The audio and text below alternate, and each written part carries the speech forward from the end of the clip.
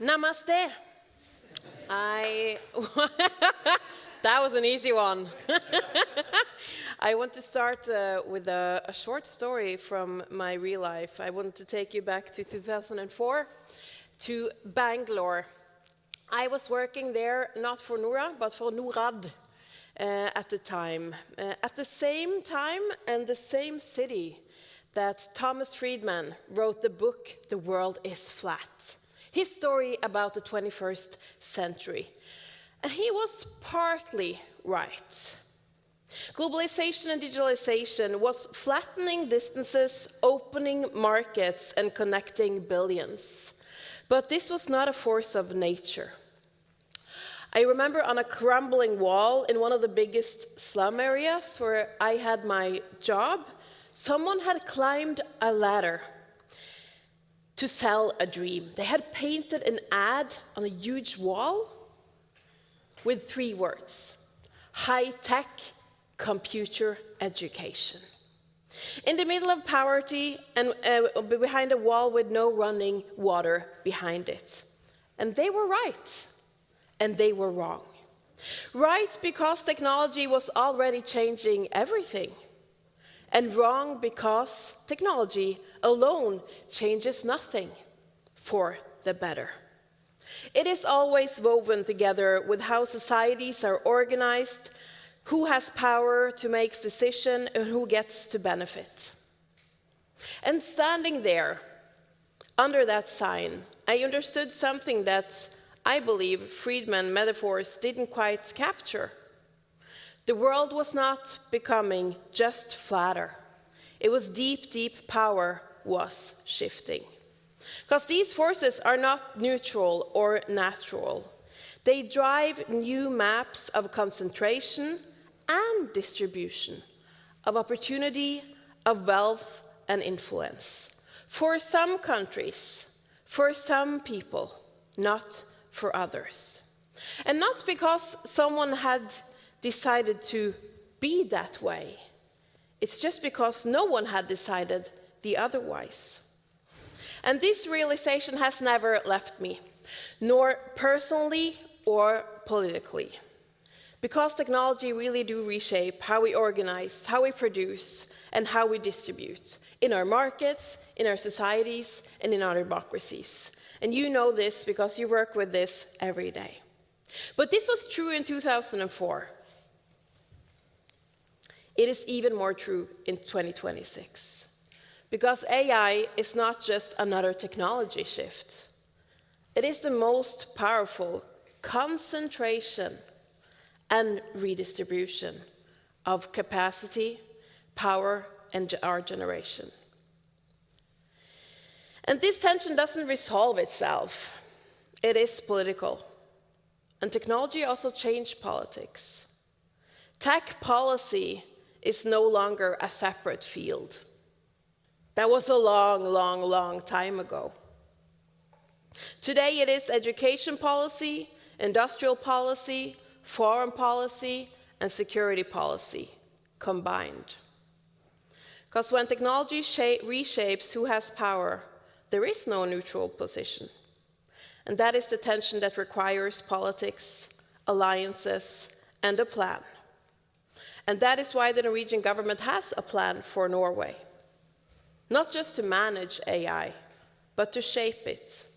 And that is exactly why 100, 200, 500,000 people, a lot of people, were gathering from over 100 countries in New Delhi in February. And that is also why Norway prioritized to be there, to get a seat at the table. Good morning, everyone. Thank you, Michael, and really thank you, Heather, as well, from AI or KI Norway, so I like to say, for bringing us together. You know, most people's experience with AI around the dinner table or the lunch table, that is ChatGPT, the dumb, smart assistant. But this room knows much better than that. This room knows that AI is not one thing, which you can get the impression if you read the debates about AI. So you have AI for good and AI for bad, which is often the same tool. AI used to detect cancer earlier than a doctor, or AI to target manipulation that you never saw coming. AI to spot a financial crime before it happens, or AI used to commit a financial crime before anyone notices. The same technology, completely different consequences. So depending on who builds it and who governs it and who holds it accountable does matter.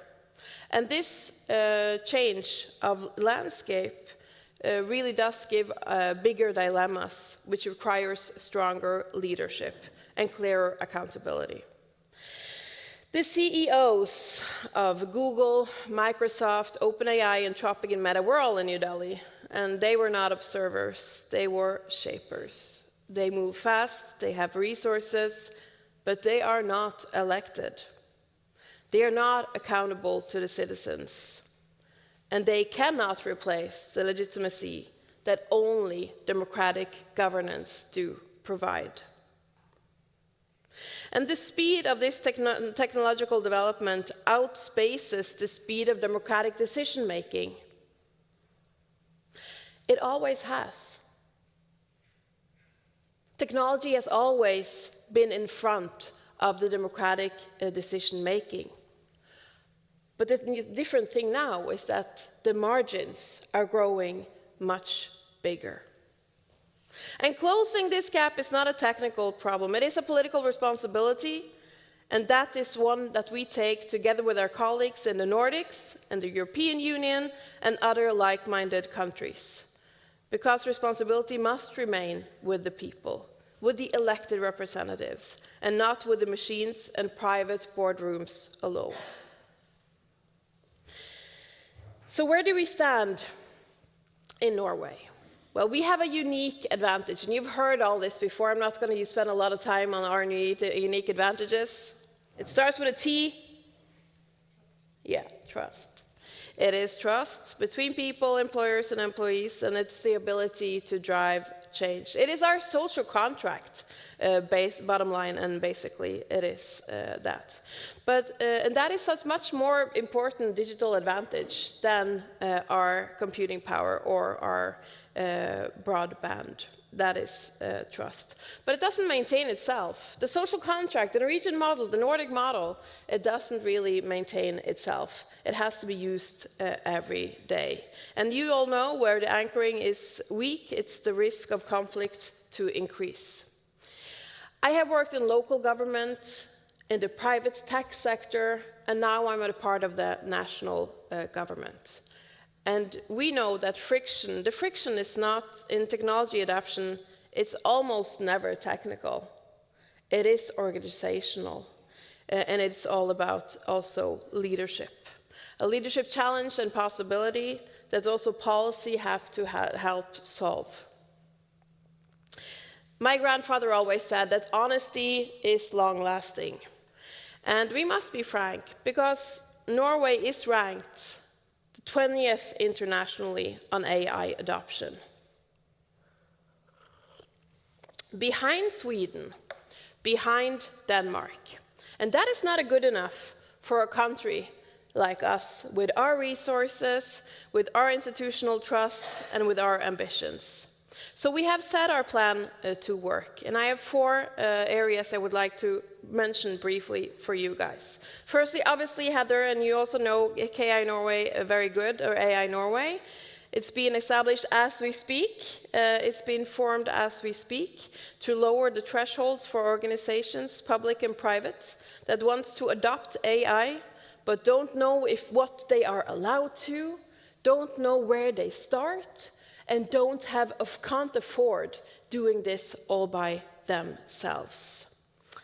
And I've heard some worried comments about, but Martha, aren't you afraid that this will be just another bureaucratic layer?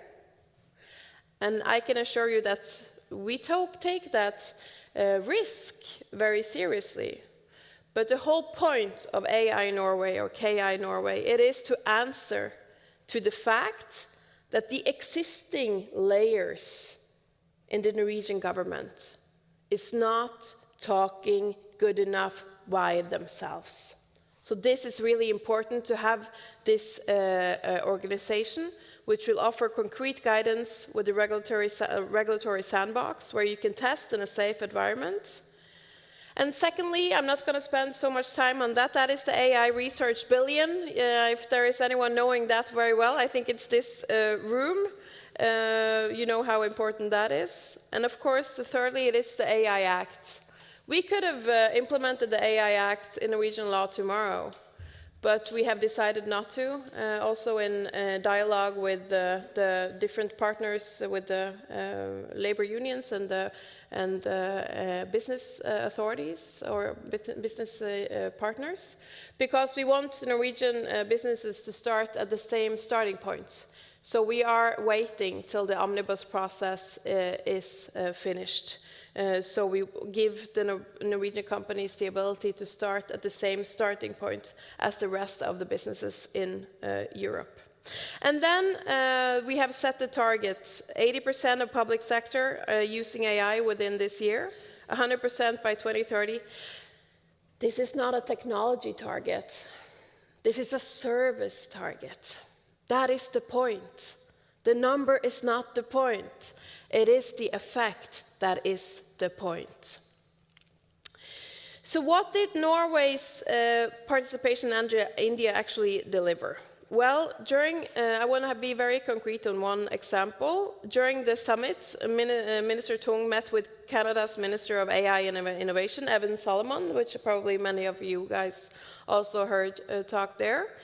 They, of course, talked about digital sovereignty, about preserving the real room to maneuver over which AI tools and language models that shape our public sector and our democracy. And this is not an abstract discussion. This is a real discussion we have in the ministry every day. And the focus was on that, this is a national security question. And one of the results, so you probably know that Carney was here, so one of the biggest, most concrete outcomes between New Delhi and Carney coming to Norway was, of course, the signing of our joint statement formalizing a closer cooperation between Norway and Canada on AI and digital sovereignty. And I dare to say that that would be much more challenging if they were not in New Delhi together. That is one very concrete example. It's not a direct causal effect, but it's a very important indirect effect of that meeting. And that is what international engagement looks like when it works. And of course, you also know that the agreement that Modi initiated, that AI must serve people first, that is, we've said that for many years, and now India has said that to half the world, which is very good. I myself led a delegation to Hiroshima 3 weeks ago to the Hiroshima AI Process France group, which probably many of you are familiar with. There was the same fundamental question. Who shapes this technology and whose our interests are prioritized. And that's also why we need to be in these rooms, not to watch, but to shape. And this is also why this morning really matters. Niels, Heather, Morten, and Sagar, I'm really looking forward to hear your perspectives. And the important question is not what happened in New Delhi. The question is, what do we do next? So I would like all of you to tell us not what you think we want to hear, but what we really need to hear. Thank you.